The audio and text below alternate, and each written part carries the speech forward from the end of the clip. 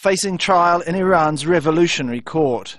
Leading reformers, some in prison uniform, among those charged with rioting and conspiring to topple the government.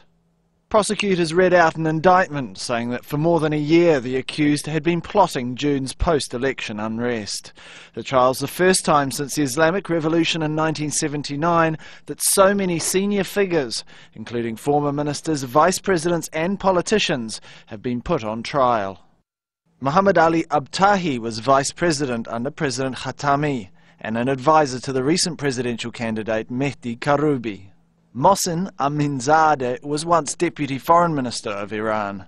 Abdullah Rabazinzadeh was once a government spokesperson. And BEHZAD NABAVI was once industry minister and the deputy speaker of parliament. These people, some of them I know personally, some of them by reading about them and following their activities since 30 years ago. These people are virtually the leaders of the revolution, and they've been serving the government in the last 30 years, and they've been icons of the Islamic revolution. And most of, for example, Mr. Nabavi was a spokesperson of government, Mr. Rafsanjani's government, and after that he was in the highest positions. He sacrificed his life for the revolution, and he was in prison for the revolution before victory of revolution in 1979, and many others like Mr. Tajzadeh, Mr. ABTAHI. This is a sad story, and I think the public opinion lost his trust to this trial. Shows it's too little, too late. Hundreds of thousands of Iranians marched in days of street protests after the June elections.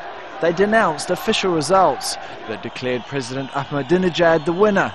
Opposition groups say Ahmadinejad engaged in massive fraud, stealing the vote from opposition leader Mir Hossein Mousavi. The demonstrations which followed were ruthlessly suppressed. State media say around 8,000 people arrested at the time now remain in prison. Reformist websites have denounced the trial, saying the defendants have had no access to lawyers.